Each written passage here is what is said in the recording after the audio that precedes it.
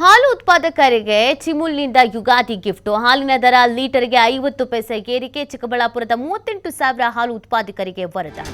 ಮೇ 31ರವರೆಗೆ 50 ಪೈಸೆ ಬೆಲೆ ಏರಿಕೆ ಅನ್ವಯ ಲೀಟರ್ ಹಾಲಿಗೆ 36.90 ರೂಪಾಯಿ ನೀಡುವುದಕ್ಕೆ ಚಿಮುಲ್ ನಿರ್ಧಾರ.